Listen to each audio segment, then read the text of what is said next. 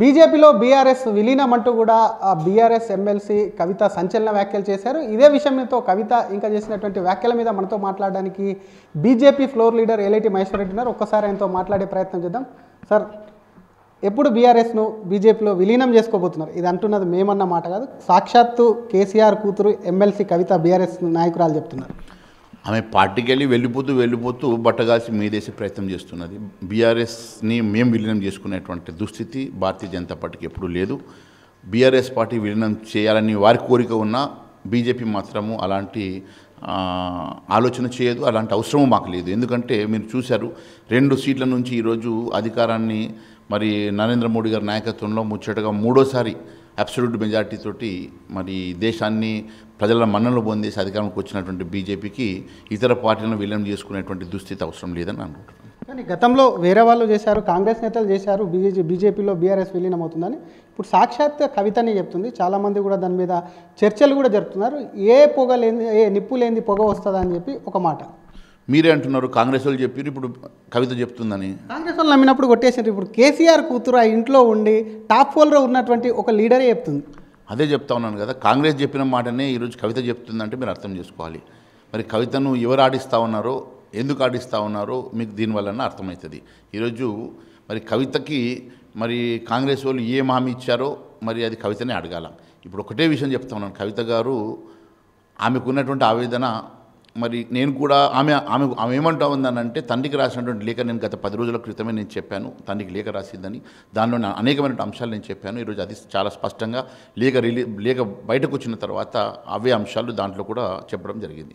ఆమెకున్న ఆవేదన ఈరోజు కూడా మీరు చూసినట్టయితే ఆమె అన్న కేటీఆర్ మీద ఆమె టార్గెట్ చేసింది. నేను చెప్పిన అన్న విదేశ టూర్లో ఉన్నప్పుడు ఇక్కడ కవిత ఏం మాట్లాడుతుందో చెప్పాను. ఈరోజు కూడా అదే స్పష్టంగా ఆమె మాట్లాడినటువంటి అంశం ఏమంటే, అన్న తన సోషల్ మీడియాలో నా మీద చెడు ప్రచారం చేయిస్తూ ఉన్నాడు, అన్న నన్ను పార్టీలో ఎదగనీయకుండా స్పేస్ ఇవ్వడం లేదు అనేది ఆమె ఆవేదన.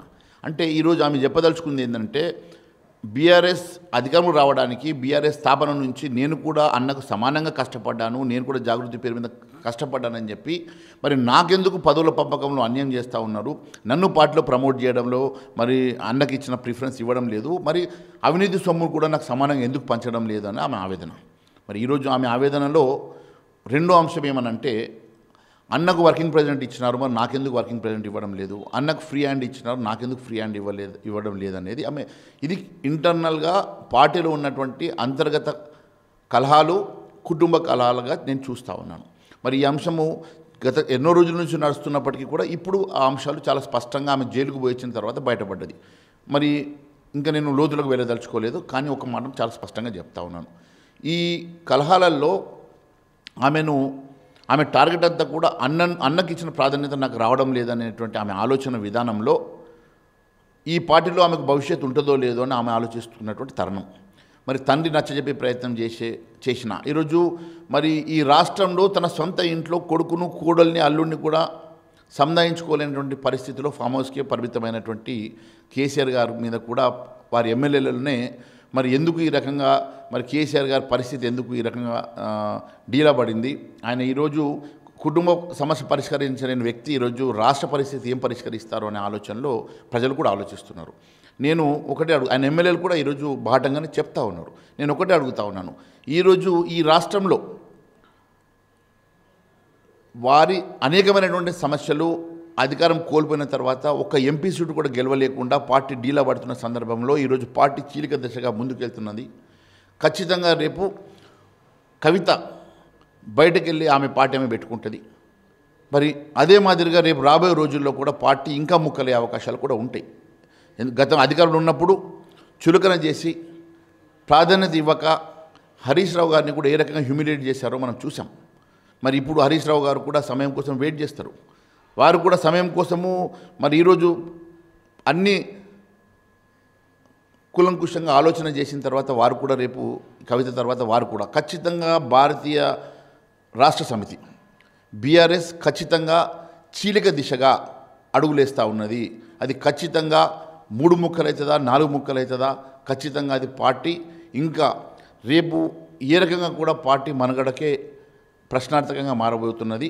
రేపు ప్రజలంతా కూడా కాంగ్రెస్ పార్టీకి ప్రత్యామ్నాయంగా భారతీయ జనతా పార్టీ వైపు చూస్తూ ఉన్నారు. భారతీయ జనతా పార్టీ రేపు ఆల్టర్నేటివ్ పార్టీగా ఎదగబోతున్నది, రేపు అధికారంలో రాబోతున్నది. అంటే భారతీయ జనతా పార్టీ వైపు కేవలం ప్రజలే చూస్తున్నారా, లేదంటే ఇందాక అన్నట్టు మీరు 3 ముక్కల 4 ముక్కల ఆ ముక్కల్లో ఒక ముక్క అంటే మొత్తం వచ్చి పెద్ద ముక్క ఇక్కడ చేరకపోయినా పర్లేదు, ఏదైనా ఒక ముక్క బీజేపీలో కలిసేటువంటి అవకాశాలు ఏమైనా ఉన్నాయా?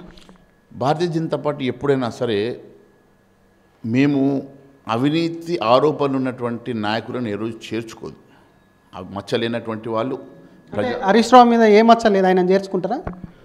ఇప్పుడు మచ్చ ఉన్నదా లేదా అనేది రేపు భవిష్యత్తులో చూస్తాం. ఇప్పుడు ఇష్యూ ఏమనంటే మేము ఎప్పుడైనా సరే మా ఆలోచన విధానం భారతీయ జనతా పార్టీ ఎప్పుడు కూడా ప్రజల్లో ఉండేటువంటి ప్రజాదరణ ఉన్నటువంటి మచ్చలేనటువంటి నాయకత్వం వైపే చూస్తుంది. ఎవరైనా భారతీయ జనతా పార్టీలో హానెస్ట్గా ప్రజాసేవ చేయాలని మా సిద్ధాంతాలు నచ్చి రావాలనుకున్న వాళ్ళని ఖచ్చితంగా మేము తీసుకుంటాం తప్ప ఏ పార్టీలో విలీనం చేసుకునేటువంటి అవసరం కానీ గతి కానీ భారతీయ జనతా పార్టీకి లేదు.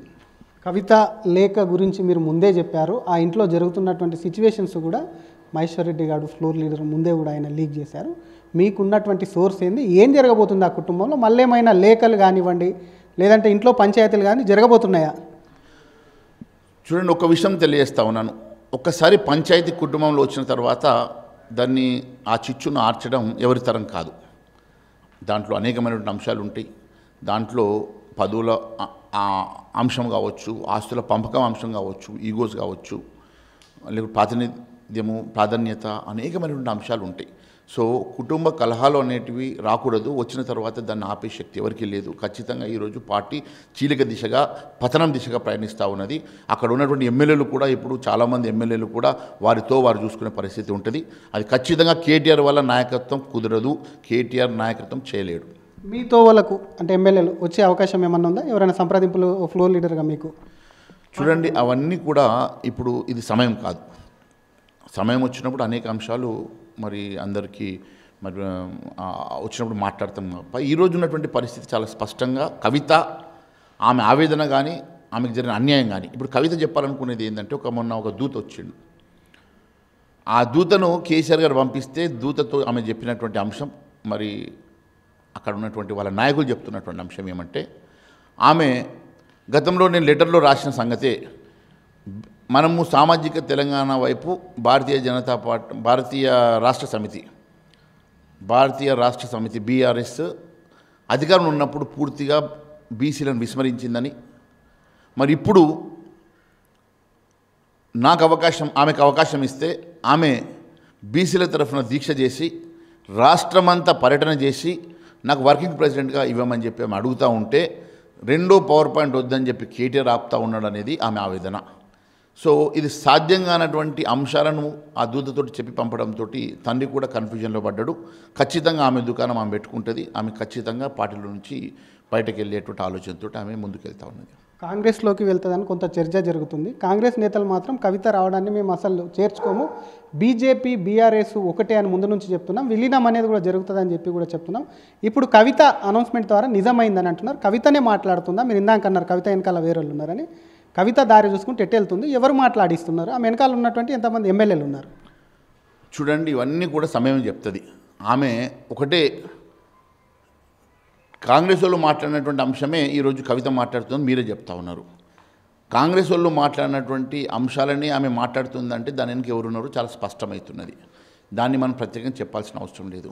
ఆమె కూడా ఇక్కడ మరి ఆమె కాంగ్రెస్ వాళ్ళతోటి సేల్ అవుతుందని నేను చెప్పడం లేదు. అట్లని చెప్పేసి ఆమె ఏ కార్యాచరణ చేస్తుంది అనేది ఆమె ఖచ్చితంగా ఒక కార్యాచరణ మాత్రం చేస్తుంది. పార్టీ మాత్రం ఖచ్చితంగా ముక్కలవుతుంది. 2 ముక్కలు అవుతుందా 3 ముక్కలు అవుతుందా? బీఆర్ఎస్ పార్టీ మాత్రం ఖచ్చితంగా అది చీలిపోయే దిశగా ముందుకెళ్తా ఉంది, పతనం దశగా ముందుకెళ్తా ఉంది. లేఖలు అయిపోయాయి, ఇంకా లేఖలు సంధిస్తూనే ఉంటారా కవిత? మీకు తెలిసిన ఇన్ఫర్మేషన్ ఖచ్చితంగా అదే మొన్న దూతతో మాట్లాడినటువంటి అంశాలు మళ్ళీ ఒక లెటర్ రాస్తానని నేను భావిస్తూ ఉన్నాను.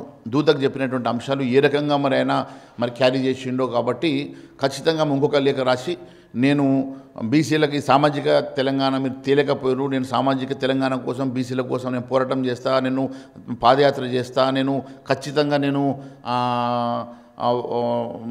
నన్ను వర్కింగ్ ప్రెసిడెంట్ మీరు ఇవ్వాల్సిందే, లేని పక్షంలో నేను నా కార్యాచరణ ప్రకటిస్తానని ఆమె చెప్పదలుచుకున్నది, అదే చెప్తుంది.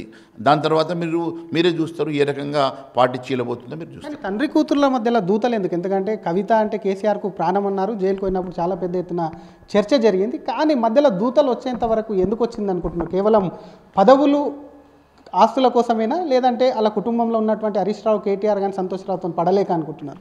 చూడండి, అనేక అంశాలు ఉంటాయి. ఇంకా ఎవరికైనా సరే కొన్నిసార్లు డైరెక్ట్గా మాట్లాడలేని పరిస్థితి ఉన్నప్పుడు ఎవరో పెద్ద మనిషి పోవడం అనేది సహజం. దాని గురించి ఫామ్ హౌస్కు రాణిస్తలేరా కవితని గిట్ట? అట్లెందుకు ఉంటుంది? ఇష్యూ అది కాదు కదా. ఇప్పుడు ఆమెకు ఉన్నటువంటి డిమాండ్స్ ఏందో తెలుసుకునే ప్రయత్నం చేస్తారు రాజకీయంగా. ఇప్పుడు ఆమె ఒకటి ఆస్తులో ఒకటే అంశం ఉంటే అది వేరు. ఇక్కడ ఆస్తుల అంశం ఉంది, రాజకీయ అంశం ఉంది, పార్టీలో ప్రాధాన్యత అంశం ఉంది. పార్టీలో ఆమెకు ఆయన అన్నకు సమానమైనటువంటి ప్రాధాన్యత వహించే అవకాశం ఎందుకు ఇవ్వడం లేదు అని చెప్పి ఆమె అడుగుతూ ఉన్నది. సో ఇక్కడ రాజకీయ, ఆర్థిక, కుటుంబ, మళ్ళీ ఈగో అన్ని అంశాలకు క్రోడీకరించినటువంటి అంశం కాబట్టి ఖచ్చితంగా ఇది పార్టీ చీలిపోయే దిశగా ముందుకెళ్తున్నట్టు చాలా స్పష్టమవుతూ ఉన్నది. మరి ట్రబుల్ షూటర్గా చెప్పుకునేటువంటి మరి కేసీఆర్ గారు, హరీష్ రావు గారు కూడా ఈ ప్రాబ్లం సాల్వ్ చేసే దిశగా లేరు అని అంటే ఈరోజు మరి పార్టీలో అంశాలే వారు ఇలా సాల్వ్ చేసుకోలేకుంటే రేపు రాష్ట్రంలో ఉన్నటువంటి ఏ అంశాలను వాళ్ళు సాల్వ్ చేయగలుగుతారు అనేది ఇలా ప్రశ్నార్థకం. హరీష్ రావుతో కూడా మీకు ప్రాబ్లమే ఉందా పార్టీలో?